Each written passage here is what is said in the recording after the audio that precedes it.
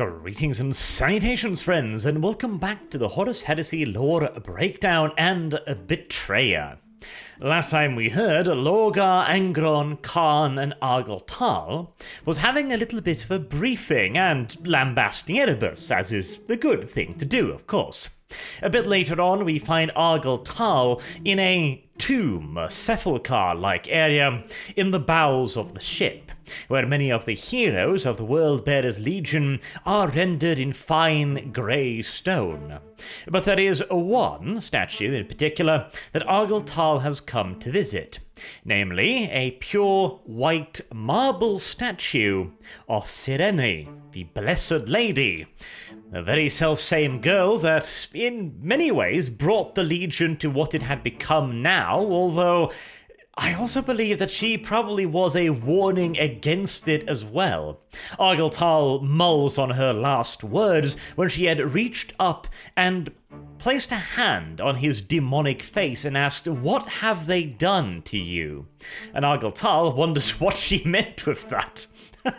I'm just like, Tal, my boy, she's wondering why you're a monster now. It's not difficult to figure out, but oh well, details.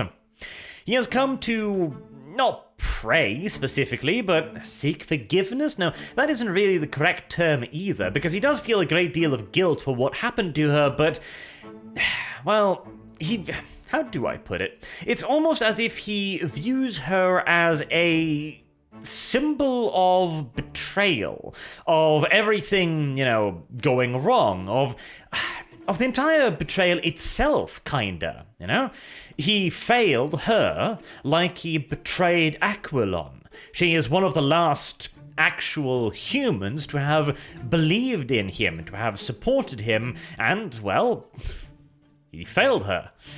Not an easy thing to bear, no doubt. And then Erebus shows up, all cocky as usual, and comes with an offer to Argel Tal.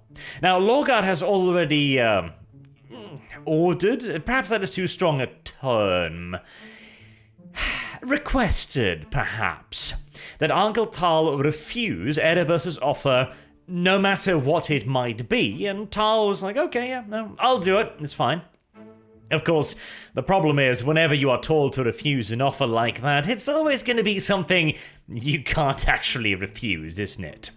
Erebus, of course, talks a little bit about his failure at Calth, trying to present it as a grand success, of course.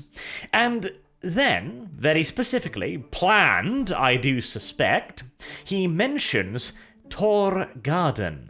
You remember that part from the book where I was kind of like, that was an odd thing. He brought back the soul of Tariq Torgarden for the ritual to kill the star. That's somewhat, out of, like, why was that even a thing? Why was that specifically mentioned? Well, now we know why. It is because it was probably a part of the future that he had seen. Mentioning Tariq makes Tal think that, oh shit, Erebus can bring people back from the dead. And here I am, standing in front of the statue of the Blessed Lady, the woman I failed to protect. Yeah. And so Argel Tal makes a deal with the devil. Bring her back, he says, and I will do your bidding. Which, by the way, is to see the death of Khan, the last brother, as far as Argel Tal is concerned, that he has not failed, and that has not failed him. Interesting. Very interesting indeed. For once, I actually find myself kinda liking Erebus. See, this is a practical application of his future scrying nonsense. He also talks about how Lorgar will doom them all, and I mean, he's right. He's actually correct in that. He basically says that the angel needs to fall. If the angel does not fall, he will see our defeat at Terra, which again is entirely correct. And he clearly hasn't quite pieced it together yet, but he is starting to suspect that mayhaps, Lorgar's goals are not the same as everybody else's. Maybe Lorgar does not seek victory in the Great Crusade, at the very least not victory in the way his sons and brothers perceive it, but maybe he is looking for something else entirely. Oh yes, indeed. See, I don't believe it, but I'm actually almost starting to warm to Erebus a little bit. Oh god, no. Let's wash away those filthy thoughts by having another interesting little thing. So, one of the machine priests working on the Legion Warhound Titans was apparently the very selfsame one who carried out the initial investigation on Angron's nails. And he's currently being interrogated about that very selfsame thing by Lotara Sarin and the old Legion Master, now in turn, of course, in a dreadnought. And he says a couple of interesting things. Apparently, the degradation of Angron was a theoretical possibility which he had discovered. Although he could not be sure, he figured, like, yeah, this seems to perhaps be rather likely. He had informed Malcador of this, and then he had been given a sealed writ from the Emperor, apparently, ordering him to silence and to never speak of the possibility of the degradation ever again. Interesting. Again, I'm kind of just like, why would the Emperor even bother keeping Angron alive at this point? He goes on to state that as the Crusade moved on further, the idea of chastising the legions, of reeling them in, or, inserting a little bit of discipline or control was rendered essentially impossible by the distances involved, which is absolute bullshit in my opinion. I don't believe that for even a second. I mean, the Emperor was able to bring, half of the Primarchs and the legions together at Ulanor within, a couple of months? There is no way that the Emperor could not have chastised Angron or the World Eaters if he had chosen to do so. I mean, hell, he'd already done it twice before, and 3 if you count Lorgar. Nevertheless, interesting information, absolutely.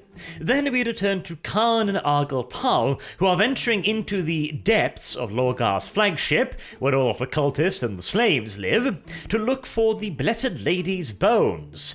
They were lost to them, stolen by cultists, but apparently Erebus has told Argel Tal where he can look to find them. Erebus knows where the bones are. The bones of the Blessed Lady, the most holy mortal individual within the entire Legion that was stolen by cultists. Coinky dinks, I'm sure. And, wonder of wonders, wouldn't you know it, the corpse of the Blessed Lady is exactly where Erebus put it. Always knew it would be. Argel Tal even goes so far as to inform Khan that, Erebus wants to kill him, and if he brings Cereni back, then, he's gonna have to, isn't he?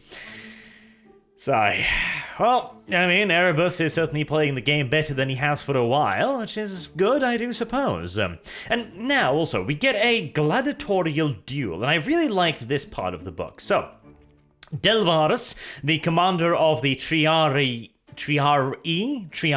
yes, that was it. Not Triarii, the ones who abandoned the Conqueror and allowed it to be boarded by the Ultramarines. Allowed it. I guess that was technically the captain, but they were supposed to be there to, shoo the boarders away, of course. He is taking part in the fighting pits, the gladiatorial pits, the grand tradition of the World Eaters Legion, or supposedly even the Warhounds tradition before that again. He is doing this to try and regain some of the respect that he feels he lost from his brothers when he abandoned his duty, and also some of the respect I'm sure he felt that he lost when he got chastised by a tiny woman on the deck of the Conqueror. He enters the ring and faces one opponent, then 2 opponents, then 3, then 4, then 5, then 6, then 7, and then the 8th. Putting them all down very, very easily, although unusually all of them come forward and demand that the bout last until 3rd blood, whereas normally a gladiatorial bout is finished after first blood. Only rather rarely is it taken beyond that point, and yet here, 8 opponents have all demanded third blood. But after 8 opponents, Delvarus makes to leave the circles due to ancient traditions suggesting that if a warrior was to fight more than 8 bouts in a single, round, then that would betray a certain weakness of pride on his behalf. He would put himself too far above his brothers, and that was unworthy of any true gladiator. Makes a degree of sense. It is both a preservation ritual and also a tradition to maintain brotherhood and, a little bit of, spirit of fond competition rather than outright slaughter, Makes sense, absolutely. But a 9th opponent blocks Delvarus from leaving the circle and demands yet another bout to third blood. Delvarus is starting to figure out what's going on here. His brothers are punishing him in the gladiatorial pits. He defeats this 9th opponent, then a 10th, then 11th, then 12th, then a 13th, until he has beaten 25 opponents. And he's panting and breathing heavily after a 30-minute bout with the 25th opponent, bearing in mind that pretty much all of the previous fights lasted a minute at most and seconds at the very least. And then Kargos, the apothecarian, steps in and says, "Sanguis extremis," to the death. Delvarus has of course been expecting this pretty much ever since he was pushed back into the circle, and this time neither participant even attempts to go for blood. Instead they go straight for killing strikes again and again and again.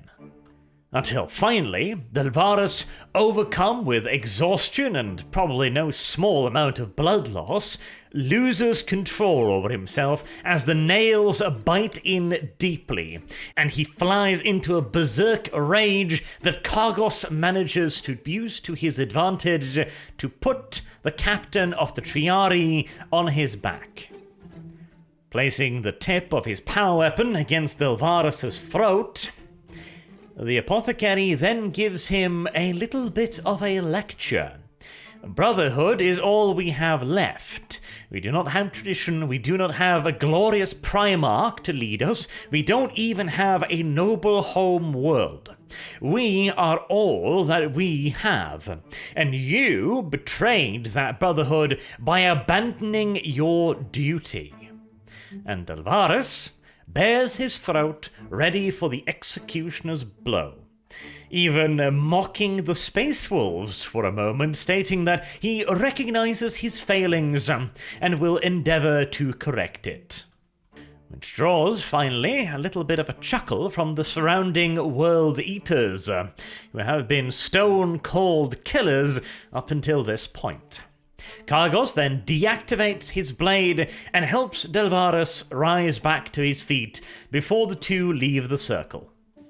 That was a damn good scene. That was a damn good scene.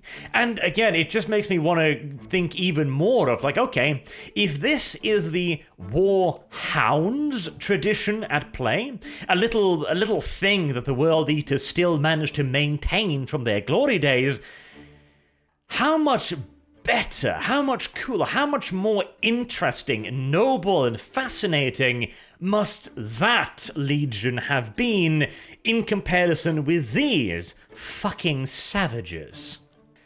But immediately, once we've had a bit of an inspirational story, we go back to the horror of things, of course.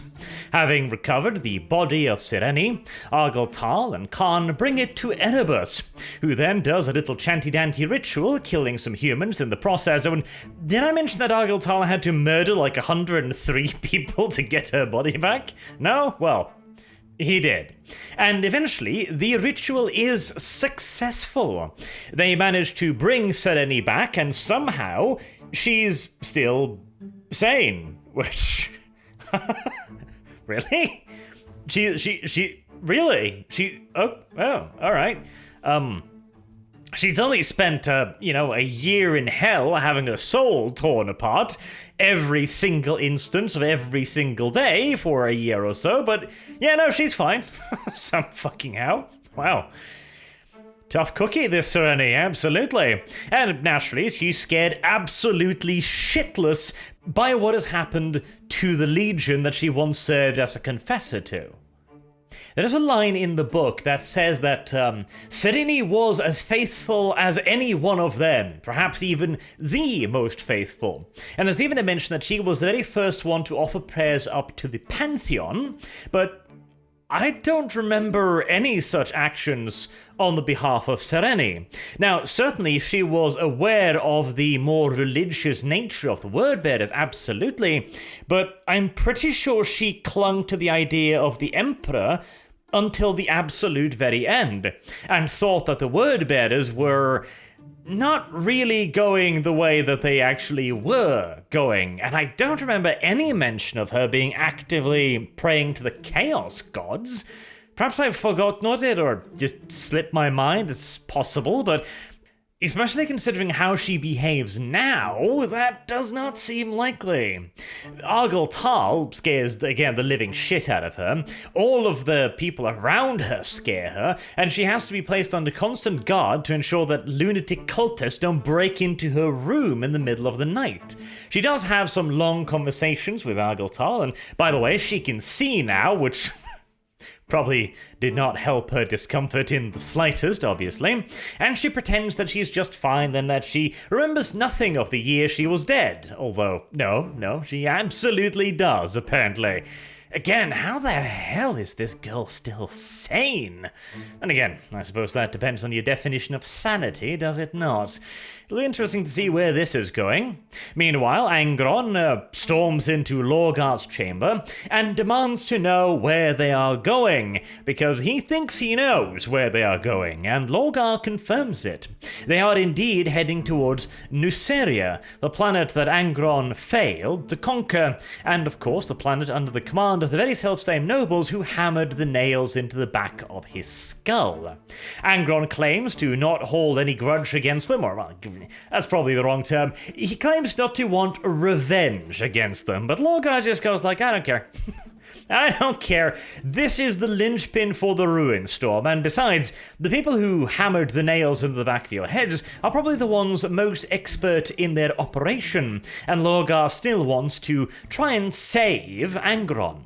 Though I don't know if he realizes what he's trying to do. He mentions something about giving Angron the immortality that he deserves, which seems to suggest that he is aware of the shape that this immortality will take, but we'll get to that again a bit later. Angron again refuses and goes like, oh no, I don't actually need revenge. I died in those mountains over 100 years ago. Everything that happened after that was dust. Everything that happened after that was worthless. I should have died alongside with my brothers and sisters, and as far as I am concerned, that is what I did. But Lorgar still refuses and states that he will save Angron somehow. Eventually, reluctantly, Angron agrees to at least let him try. Then, upon Lorgar's questions, he also tells him about the events of the Night of the Wolves, where Angron again is like, ha ha ha, look, I beat Russ, right? And Lorgar just stares at him, dumbfounded, like, bitch, you got your ass kicked. And if Russ wanted to, he could have just had you shot right then and there. And he tries to explain to Lorgar that no, this was Russ actually trying to show you what the nails had done both to you and your legion. I don't think Angron got the message, but hey, good on Lorgar for trying to explain it to him, at least. Then, the two legions, or, well, not legions at this point, just a relatively small fleet whilst everything else was scattered across the 500 worlds, spreading as much damage, destruction, and misery as possible. They arrive on Angron's homeworld. Although, should we even call it a homeworld, everything considered? I mean, I guess, technically speaking, it was a homeworld, but Again, considering that Angron's only real memory of that world is, being a slave and then leading a rebellion, the words seem somewhat wrong, I suppose. Anywho, Angron and Logar land in the mountains, where Angron's army was butchered by the so-called High Riders, the noble people of Nuceria. We also get a little bit more detail about his rebellion, so there's an interesting passage first on, which speaks about when he first arrived on the planet. He was apparently assaulted by something. The way it's described makes it rather unclear. He simply attacked whatever was, attacking him because, well, why not? Why wouldn't you? They had steel in their hands, and so Angron tore them apart with his very fingers. Quite violent. They were also described as very lithe and quick as well. I have seen speculation that these may have been Eldar, but unless there is further information about this later on in the book series, that sounds a little bit... too speculative, really. Then, presumably, shortly thereafter, he was captured and given the nails, and now he is crying in the mountains over the carcasses of his dead brothers and sisters, his true brothers and sisters. I really like how he talks about them here, too, because it's clear that he has a great deal of passion and love for these long-lost family members. Passion and love he never had for his legion. It almost makes me feel bad for him for but a second. But, the thing with Angron is, I can definitely have a lot of sympathy for him because, of course, he is brain damaged, and therefore he's not really all that much in control of his actions, but at the very same time, he has never demonstrated anything that I would consider nobility or interest, really. We really do need a more from his perspective on Nuceria, I think. Again, not having read the Primarch book just yet. Then they decided to go to Desh'ea, the city that kept Angron in bondage, because Angron wants to see who rules there now, and it turns out to be the very selfsame family that kept him in chains all those long decades ago. I love the way this scene is described, by the way. The sheer absolute terror felt by the poor bastards who lived in this city when Angron arrives. He, of course, having been turned into a creature of mythical destruction and annihilation after the years. Unfortunately for the people living there, they make the mistake of saying that Angron, you can't possibly be Angron. He fled at the Battle of... Oops. Fled. Yes, that was an unfortunate choice of words. After killing a couple of them with his own hands, crushing one woman's head in his hand, one-handed, and then being like, it broke. He then turns to Khan and simply says that I have one very simple order. I want every member of my legion to kill everyone in this city, and then kill everyone on this planet. Well, I mean, at least it is a pretty straightforward order, I'll give him that. Right, so, the whole I don't actually want vengeance thing seems to have flown somewhat out the window. And speaking of grievances, whilst Angron and his forces, 20,000 strong, burn the ever-living shit out of the planet, and taking their sweet-ass time in doing so as well, making sure that the populace of the various cities they are destroying are fully aware of the butt-fucking that is incoming for them, Lotara sits in orbit, bored to death, because she doesn't get to bombard anything. She at one point tried to teach the old Legion Master, the Dreadnought, how to play cards. As hard as I am on Bowden on many occasions, and as much as the little fuck deserves it, I love some of his touches. Like, that one is so good.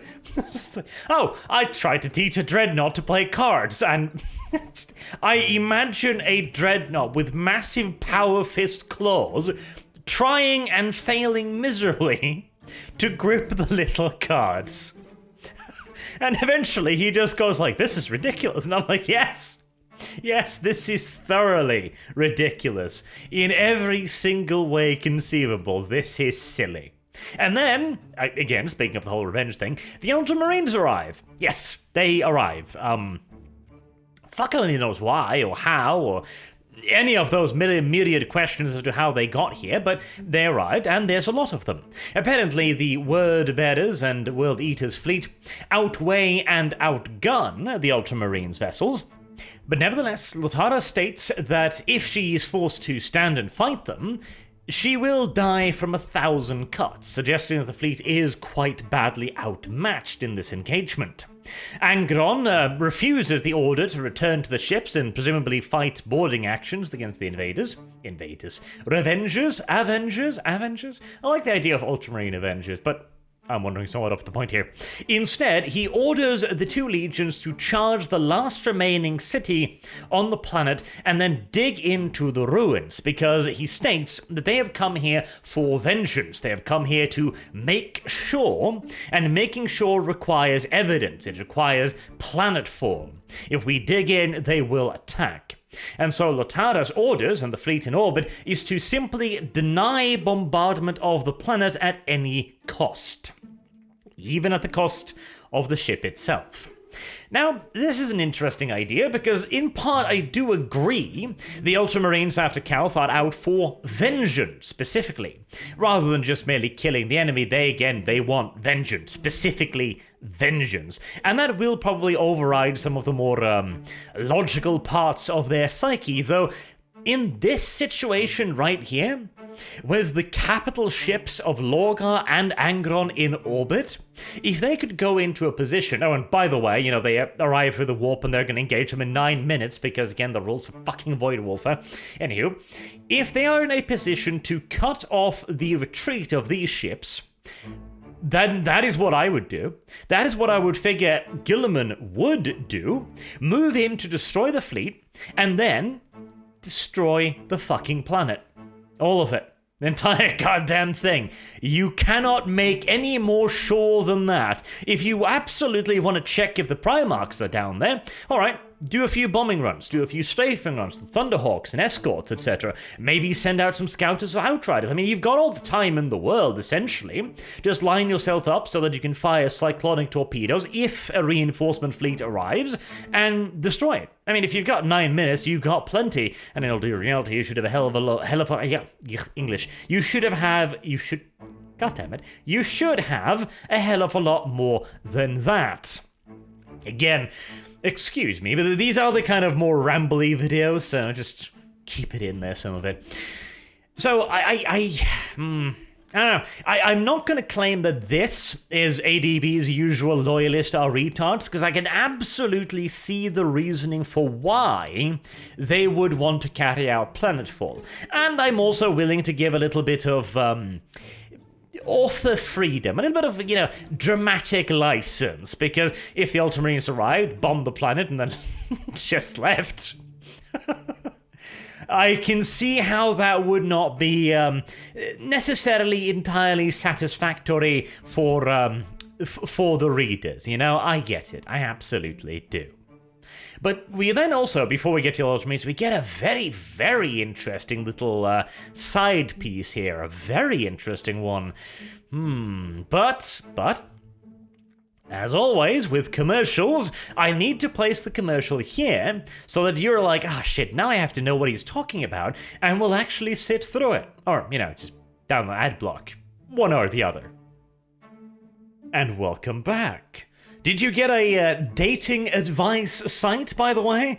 I have no idea why, but I've recently been getting tons of complaints by people saying that they're getting tons of that as the ads on the channel, even asking if I can somehow intervene and remove them, and I think maybe I could, but I assume they pay well, so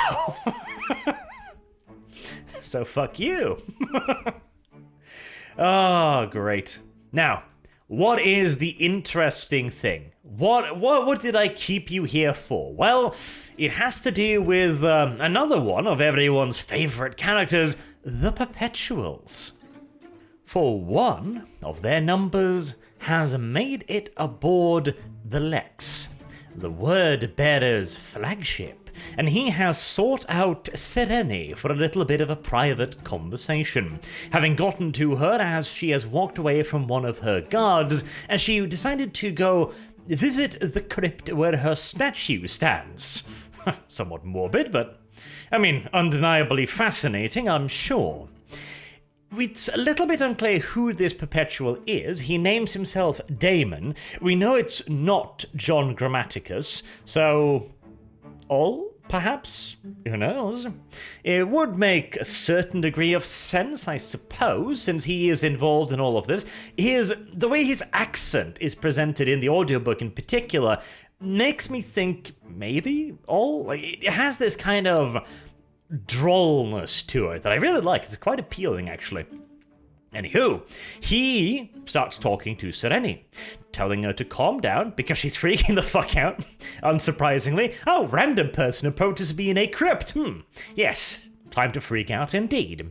And he says something very interesting. He claims to have come here to rescue her, and that it was quite the chore to sneak aboard the Word-Bearer's flagship, which, yeah, I can imagine, yes. Meanwhile, Cereni, of course, asks, do you think I need to be rescued? And he simply says, all of us do sometime. I think he is probably referring to the fact that Cereni is, as mentioned previously, freaking the fuck out as to what's happened to the Legion, and the fact that she does not quite view it the same way as many of the Word-Bearers, and all of the Word-Bearers do. And so Damon here has come to save her from the Word-Bearers. Now, we can certainly argue whether or not that is entirely the case, and Cereni certainly does not seem to be overly interested in trusting this random stranger, though whether or not that has to do with the fact that she actually feels at home amongst the Word-Bearers now, which I do somewhat doubt considering her reactions, or simply because she's freaked the hell out because a random stranger walked to her in a crypt and started talking to her in her native language, which has been dead for something like 2 centuries at this point, and, amongst other things, etc., etc. But the really interesting part is, he says, the Word-Bearers have turned you, referring to Cereni, of course, into one of us, a perpetual. Now that is very interesting. He says that he does not know how the Word-Bearers managed it, and that he doesn't want to know, but the very idea that Cereni is now a perpetual, and that the Word-Bearers turned her into one. Oh, that is very fascinating.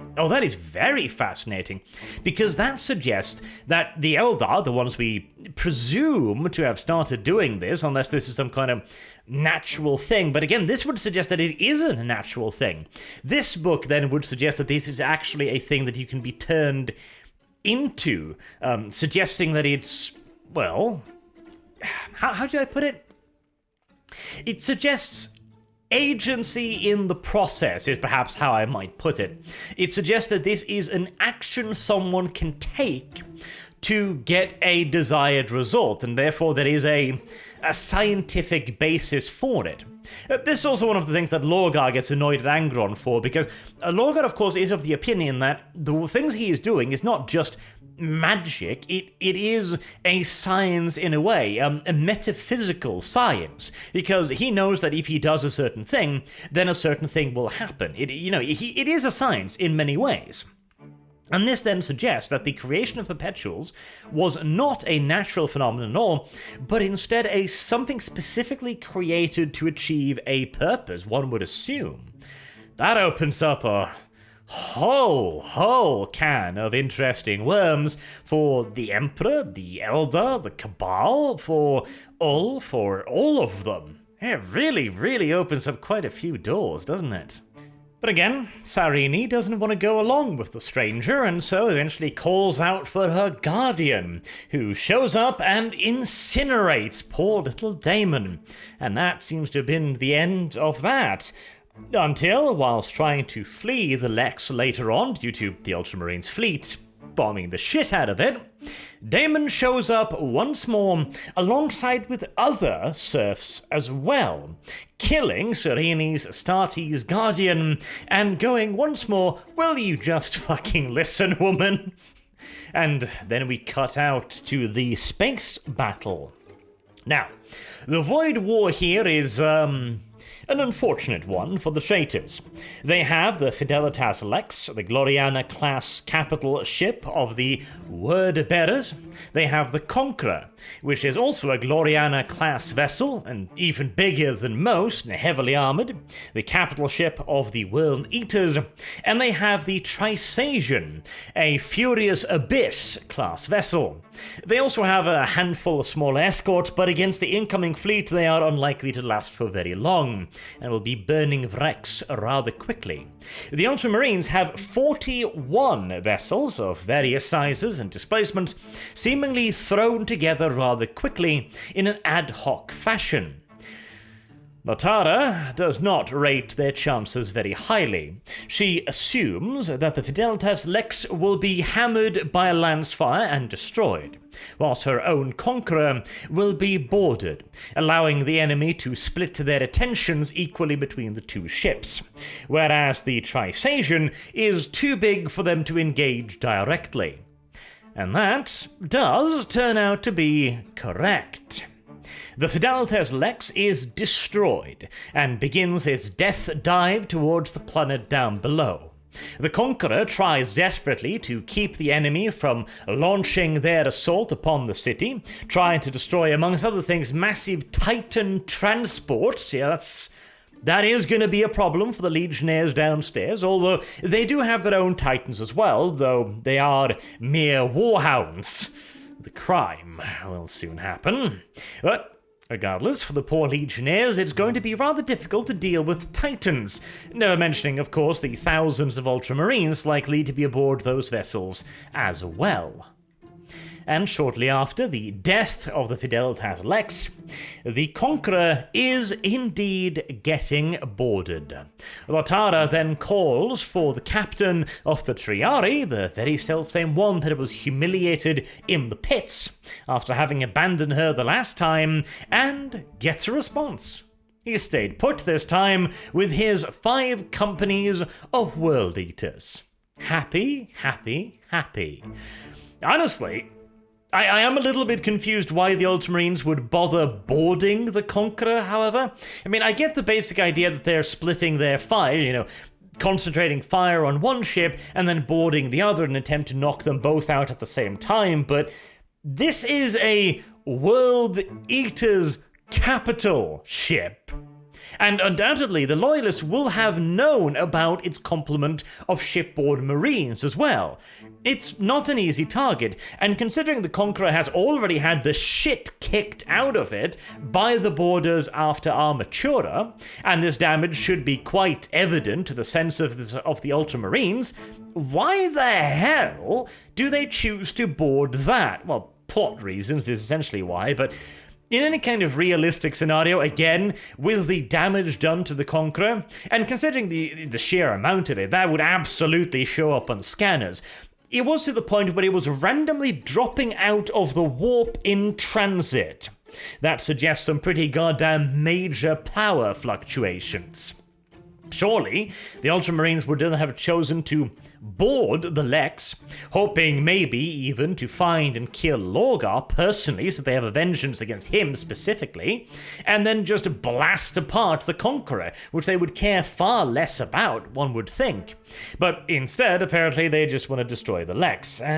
See, that directly contradicts the logic that they would have to go down to the planet down below to make sure of the Primarchs down there, because surely if they can destroy the Fidelitas Lex without having to bother making sure about Lorgar, the one they hate the most, then surely they wouldn't be too bothered about going down to the planet either, but Oh, well, as I said, you have to give the author a certain degree of dramatic license in these situations.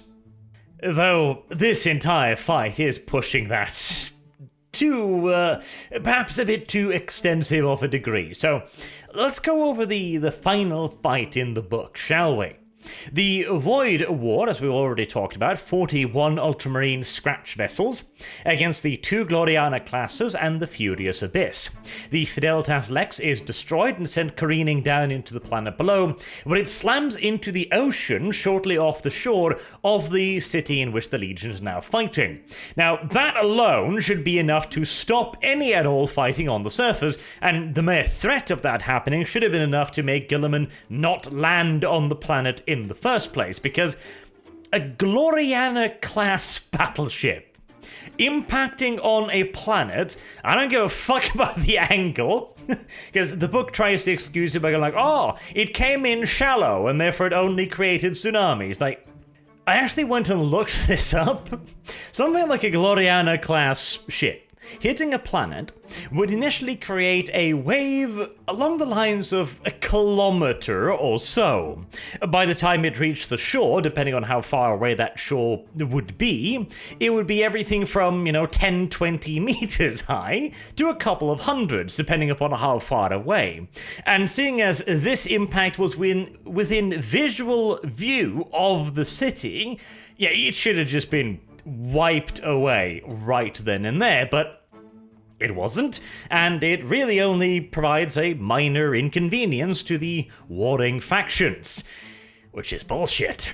Then Guilliman arrives and engages in a fight with Lorgar, which he doesn't win, which is also like, okay, so Lorgar's power level has clearly risen quite a lot, but Guilliman should still kick Lorgar's ass fairly easily at this point in time, particularly also as Lorgar is enraptured with the great song and is described as very visibly distracted and almost confused in how he acts.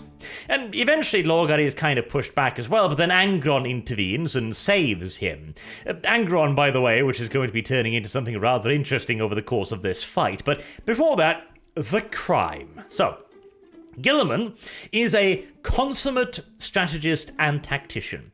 He is also extraordinarily level-headed, and yet here he is, throwing his fleet at 2 Glorianas and a Furious Abyss, and he must have had an idea of what a Furious Abyss is at this point, considering what happened at Macragge, and even though information must have been spreading slowly, I'm pretty sure he probably knew what one of these things were, and had a general idea of what it might do to his fleet. He loses several ships, both to the active engagement, and also tons of transport ships, because he is simply running them in close via these 2 vessels and losing them. And there's no reason to do this. He's not in a hurry. He doesn't have to kill these ships quickly. There's no real point in rushing a planetary landing, and yet that is exactly what he's doing, and suffering ludicrous casualties in so doing. And even worse, when his Ultramarines finally make it to the surface alongside of the Legio Titanicus elements, they do so piecemeal, and they drop directly on top of the Word Eaters and the Word Bearers. Why? What is the rationale for any of this? Surely, if he has superior forces, he will want to drop them on the outskirts of the city. He knows the city is already overrun. He knows that dropping right on top of them in an urban environment will leave his troops scattered. He knows he has to fight through 2 capital-class vessels and a 3rd monster, even just to get there, which will reduce his forces massively. And yet, apparently, he doesn't give a shit about any of this and simply just goes ahead with it.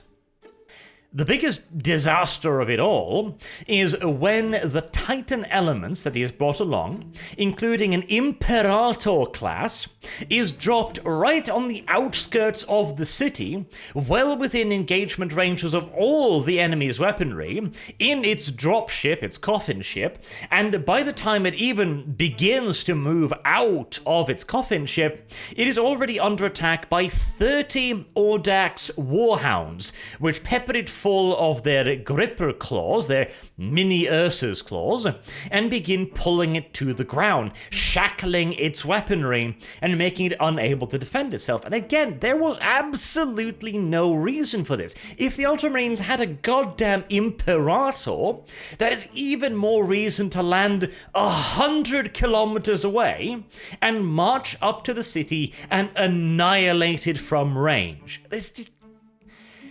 The entire climax of the book just stinks of dramatic convenience. And again, you gotta be somewhat acceptive of that. It has to be within reason. The only reason why this attack happens is so that Lorgar and Angron can team up and beat the shit out of Guilliman. And beating Guilliman, which he then just get dragged away, which again means there was... nothing happened here. This was just a meaningless, pointless fight that impacts neither side not at all.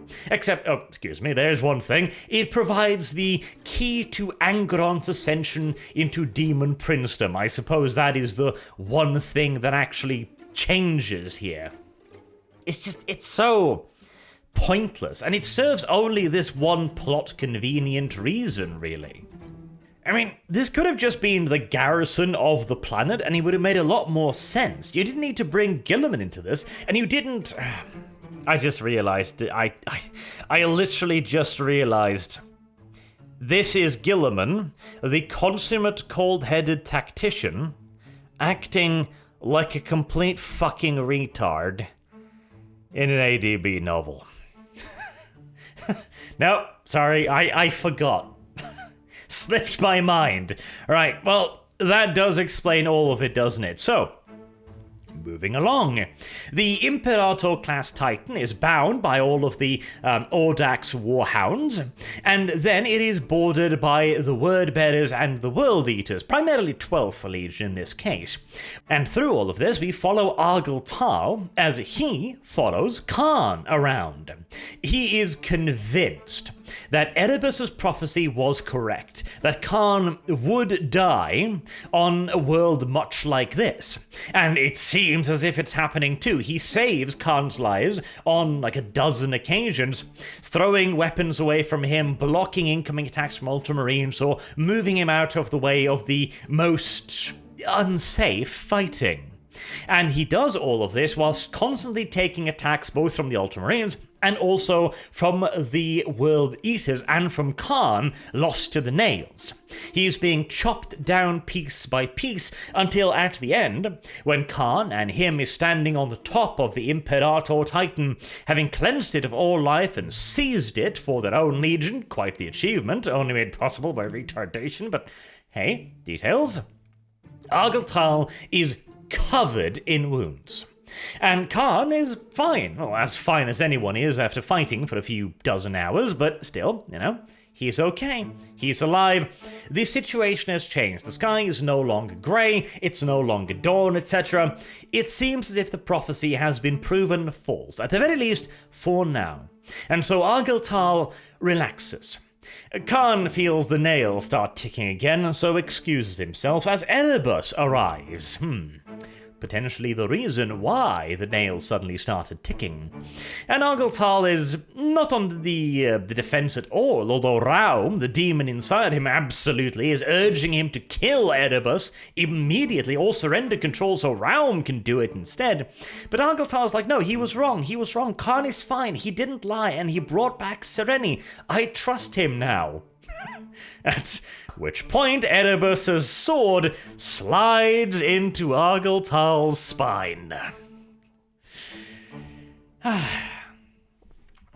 Argel Tal then protests that I die in the shadow of great wings. I don't die here, as Erebus steps aside and reveals the ginormous golden Aquila mounted on the Imperator's back, and simply says, yes, so you do.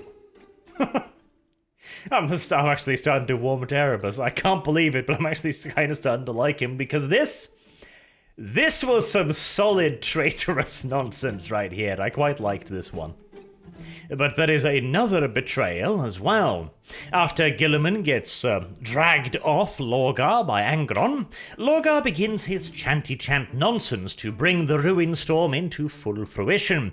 But he is once more interrupted by a psychic attack, formed in the shape of a warhound, charging him in the warp on the psychic plane and initiating combat with him.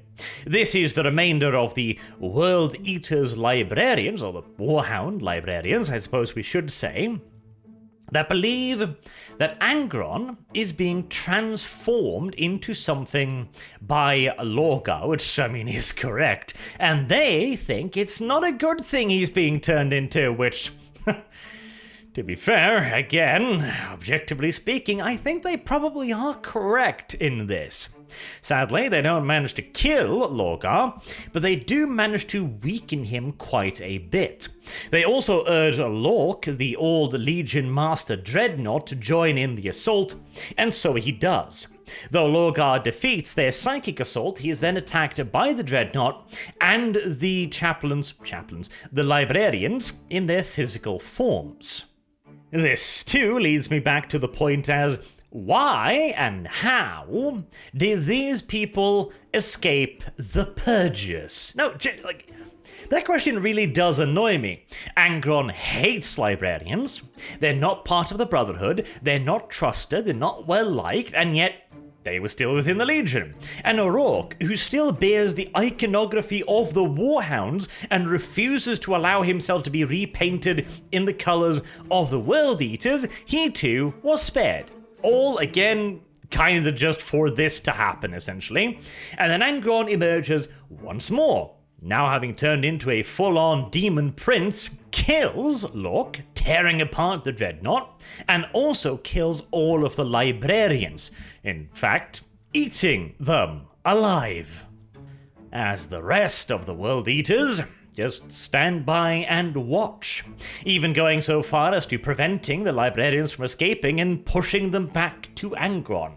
See, this too is one of the reasons why, in many ways, I think the World Eaters are somewhat tragic, but they did this to themselves in many ways too. The last of the Warhounds here now had one last brave stand against Angron. They died like the heroes that they were, whilst the World Eaters simply continued to allow themselves to be enslaved by a demon. After that, they get what they deserve, I suppose, as Angron rampages through them, slaying a further 100 World Eaters before Lorgar psychically binds him and traps Angron, putting him inside a bit of a handy Pokeball, I suppose, and eventually getting him transported back aboard the Conqueror, which is, again, for some bullshit reason, still around. Its engines are dead, its weaponry is dead, its sensors is dead, everything is dead, but the Ultramarines, after having lost their boarding action, simply just decided to fuck off, presumably.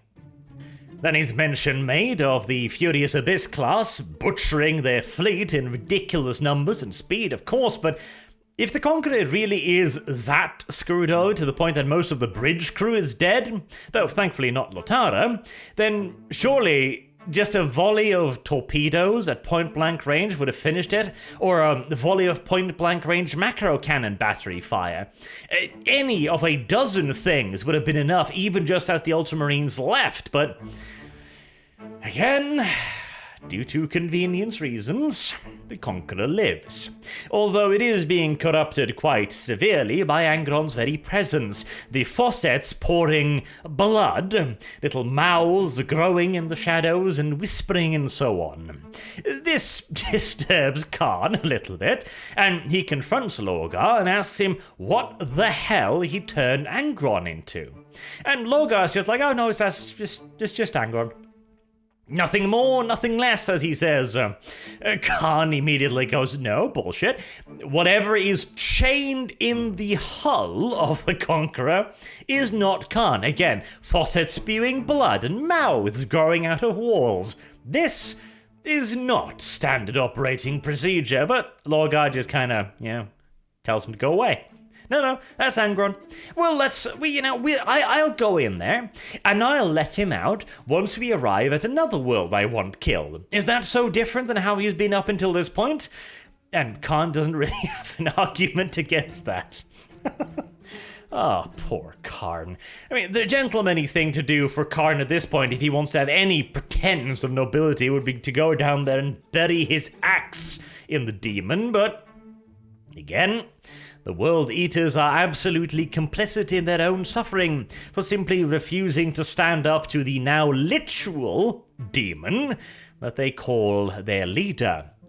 However, Lorgar throws one last little spiteful tip to Khan. He says, "Would you like to know who killed Argel Tal?" And of course he does. Erebus is busy in the gladiatorial pits, engaging in some honor duels, which again makes me think, like, really? Why Erebus? Why Erebus? Why now? Isn't it... Never mind, I was about to say, isn't this too convenient, but let's not even go there right now. Khan then shows up and goes, right, let's have a fight, sanguis extremis. And Erebus goes like, that's very bold of you. Because apparently, up until this point, Karn has been shit in the pits for some mystifistical reason. Actually, convenience. Never mind. That, of course, all ends now as Karn steps into the ring and beats Erebus's ass up and down the pit for a few minutes just for funsies, kicking him to the floor and then going, get up, and kicking him into the floor, and now get up again, until finally he rests Gorechild, the reclaimed axe of Angron, against Erebus's spine, getting ready to execute him. Then Erebus, flutters his fingers and does some magic and teleports away, because, well, he's just one of those characters that can't actually die in these stories, so we don't get to see him get murdered, which is downright sad. Oh, and as a final little finale, Khan wanders down into the bowels of the Conqueror to meet Angron, like he did that one time long, long ago, when he was the only captain to not be immediately killed by the Raging Primarch. And Angron, he's remarkably nice to him this time around, doesn't try to murder him or anything, he just tells him to go down into the lower decks of the Conqueror and murder 300 slaves and then build him a throne. I mean, why the fuck not? Khan really must be thinking back to one of the things that Argel Tal said to him before he, too, got stabbed in the back. Namely that we appear to be on the wrong side of this war. I think Khan is almost starting to agree with that sentiment. And then, finally, at the very end, let's do some conclusions, shall we? Some final thoughts. The first half of Betrayer is pretty damn good. I like it a lot. It flows easily, and it introduces Lotara Sarin. It introduces the Warhound Titan Legion. There's actually a really cool little scene that I didn't really comment on because it's not very important in the lore, where the new commander is at first treated like some kind of upstart shithead that just came into the position due to being the next in the line of succession and so on, and that he has no real respect for the Legion or its history or its old master, and that turns out to be completely incorrect. He actually comes across as a very sympathetic and interesting individual, which I thought was a really nice twist, honestly. All too often we have the uncaring, cuntish boss that takes over from the old beloved boss trope, whereas in this case, that's not the case at all, which is very nice. The book also does give a degree of depth to the World Eaters, and Angron as well, although Angron's still a very shallow goddamn character, though his interactions with Lorgar at least gives a little bit of warmth and a little bit of sympathy to the broken husk that he is. Throughout the book, he's being described as a broken angel, hinting at the presence of a noble soul beneath all of that bruised and battered flesh. The problem, however, is the same problem that I have with Lorgar. In the first Heretic, ADB keeps saying, oh, Lorgar's feeling really bad about this, he really doesn't want to do this, I swear, even as Lorgar in the book is going like, right, murder you, sacrifice you, torture you to death, and I just, yeah, I can see he's feeling really bad about all of this. And Angron kinda suffers from the same flaw, where Bowden very clearly is writing stuff like, oh no, Angron is totally an honorable and nice guy soul, he's just been broken by the nails. And he's just telling you this without showing it, because every time Angron's on camera, quote unquote, he's nothing more than an uncontrollable brutish shitfuck that it is impossible to have any sympathy for. And so again we get the problem that once more we had with Lorgar, where the author is very clearly trying to write him as a sympathetic character, once the character himself never actually shows any reason for us to be sympathetic towards him. And of course, the biggest problem of Betrayer is the second half of the book, which I have complained about this so many times when it comes to Bowden, to the point where I don't even know if there's any point in repeating it, but in his books, the Loyalists have a nasty habit of being complete worthless morons. And this is just yet another in the long line of this, where Guilliman, the Primarch of the Ultramarines Legion, one of the coldest, most calculating, efficient strategists in the entire Imperium, just throws away, God only knows, how many hundreds of thousands of mortal crews and thousands upon thousands of Ultramarines, not to mention an Imperator Titan, in an attack that is so utterly, unforgivably, childishly worthless as to be... You know how in, like, war movies, they show you the shitty commander to give you a sense of brotherhood with the soldiers? Like, oh yeah, that commander is really bad, we need to get rid of him somehow, or he's gonna get us all killed. And then he does something incredibly stupid to reinforce that notion. That is Guilliman in this book. And again, I kind of get it, you know, he's out for vengeance, but... it is just, there's no reason for him to carry out the plan that he eventually carries out. Not to mention, he even leaves the Conqueror alive in orbit. The Conqueror was already practically crippled after the boarding action, to the point where it couldn't even stay in the warp properly, and now, surrounded by 41 enemy warships, with his engines out, its shields out, its weapons out, everything dead and drifting in the warp, the Ultramarines just... fuck off. Like, even a single point-blank volley of torpedoes would have put the Conqueror down. And that's before we even get into the ridiculous notion of the Legion needing to land on the planet in the first place. Like, oh, they need to make sure. Yeah, but killing the ships in orbit would allow you to make sure just as easily. And destroying the planet too? Well, shit. 2 Primarchs dead for the cost of some cyclonic torpedoes.